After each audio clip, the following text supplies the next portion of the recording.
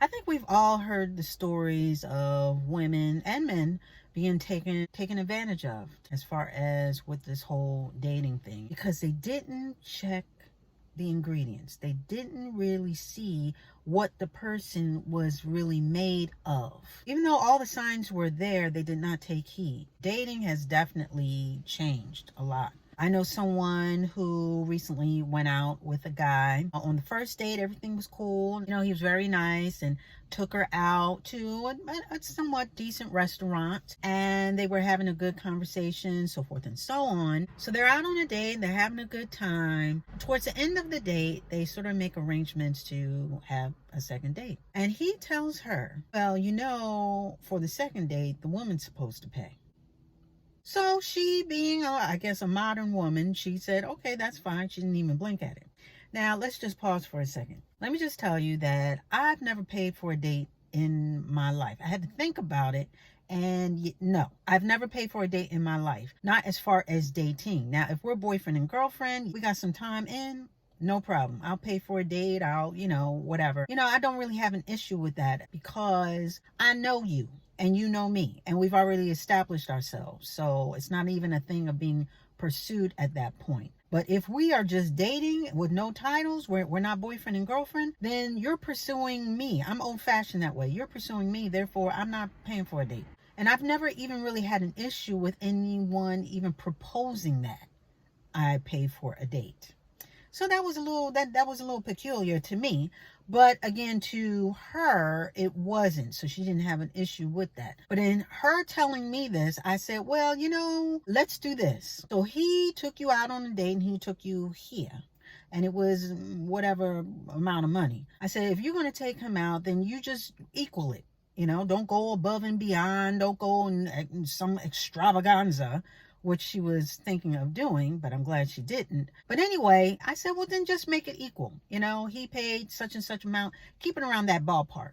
And she did. She listened. They went out on a second date. It was pretty cool. Same kind of stuff. They got to know each other a little bit better. He got to tell her a little bit more about himself. And, it ended pretty well. They've been talking throughout the week and yada, yada, yada. So she asked him about his plans for the coming weekend. Do you have any plans and this and that? And instead of him just saying that he had plans or he didn't have plans, he was triggered by this. And he was like, well, you ought to be more direct. Why are you asking me what I have planned? And why don't you just be more direct? And he threw something in there about control, either you want me to take control or why can't you take control or something like that. And it's not going down like that. And he just went off. He went off on a tangent to the point where she had to talk him off the ledge. Now, this is all through text. And anybody who has an iPhone, I guess you can do it on an Android. But this is like you can send an audio message. Okay, so this is an audio text. So she can hear his voice. She can hear the inflection, the tone, and all like that. So nothing could really be misconstrued as far as what he was saying and how he was saying it. So he was pretty miffed. He was pretty upset just by this simple question. So she responded and she said, well, first of all, I'm only asking that because I wanted to know what you were doing, because I'm interested in date number 3. And second of all, for you to go off and whatever. So she basically tried to gather him together, and he hasn't responded back yet. And she told me, and we both agreed that, you know what, this may not be it. He's showing signs early on that he may not be the one for you. He's got some other things going on. He's got some other things that he needs to work out. And that's not what you're signing up for. He's showing you who he is. So believe him. And that's exactly what she did. He hasn't replied and she hasn't sent any other messages since then. Now, it's only been a week, but I believe she's going to be 10 toes down on that. But we've already talked about how people send their representative, and in the beginning everything's cool and fine and smiley and happy and yada yada yada. But if you wait long enough and bide your time and really check what's going on, check the ingredients as far as what is really making up this person, the situation, you really got to read the labels to really get the full scope of what's going on so you can make the right decision for you. People meet people, get love bombed, And that's a new term, love bombing. You know, when someone comes in hot and heavy, telling you everything that you want to hear, showing you everything you want to see, really sweeping you off your feet. And then they ghost you or they take advantage of you in some way, and they leave you hanging. That's just an old school bait and switch. You know what I mean? Lotharios and people of that sort have been doing that for years. So it's an old game, but with a new name. And so with that being said, you really got to be careful out here. I saw something where the woman, she was dating this guy and he pretended that he had a yacht and all this stuff, and telling her all the things that she wanted to hear as far as she's beautiful and this and that. I think she had been divorced and she was looking to get into another relationship. So they started dating and he seemingly had all of these things, but never could really pay for a date. Had these boats and this and that and money and fancy clothes and yada yada yada, but he would ask her for money and want to borrow this, and I'll give it back to you because, you know, my money's tied up in this bank and it's over here, or, you know, this business dealing, you know, I'm waiting for this to come through, but it is. And once I get it, and, you know, every time he asked, she figured, okay, he does have money because he said he had money. And I've seen him drive this and wear that. So I'll loan him this and I'll give him that. And it shouldn't be a big deal. And slowly but surely, this man ended up draining her bank account and ghosting her.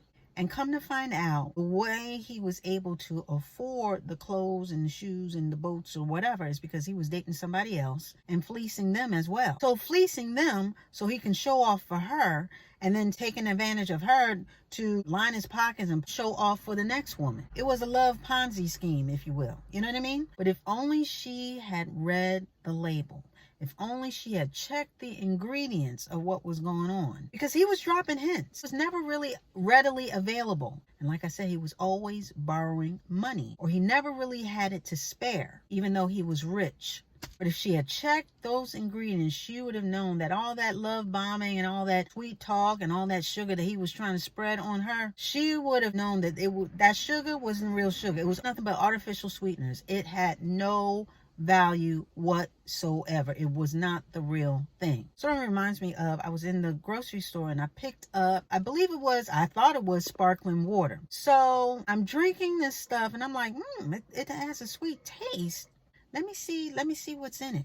Honey, I turned the can on the back and it had listed on it sucralose. Now, for those who don't know, sucralose is an artificial sweetener that is 1,000 times more sweet than regular sugar. And a lot of diet food and drinks have it in them, you know, to keep you from gaining weight. But the flip side of that is it's not necessarily good for your health, which is like most artificial sweeteners. Fake sugars. So I say all that to say we have to check the ingredients, and that means we have to read the labels. You got to turn it on its back, this person, the situation, as far as what people's motives are. If it looks too good to be true, maybe it is. We got to turn over and read these labels. We got to believe what people really are showing us and telling us, even if they're not saying it verbally. We got to read the fine print. We got to read those labels. And there are labels. Yes, people do come with labels. You just got to pay attention. Troublemaker, unemployable, highly unmotivated, easily triggered, liar, cheater, too much salt, not enough sugar. Signs are there. Yeah, they may bring their representative, but eventually the real them will show up. And some people even come with an extra warning label. Do not attempt to open, because you don't know what's going to come out. And we've talked about this before, how a lot of people are just so desperate for love that they dismiss the signs. They don't read the labels, and they just go about it just hoping and wishing for the best. But at the end of the day, you have to be your own advocate out here in this world, because this world, it's rough. And there are a lot of people out here that really don't care anything about you. There are a lot of people out here that are willing to go the extra mile and put on the show and love bomb you in order to get what they want from you. So, like I always say, pray about your situation, pray about who you're dating and who you meet in these dating streets, and you gotta check the ingredients. Check what they're made of. That way you can make the best decision for you before you get in too deep. And with that, we are going to put a button on it.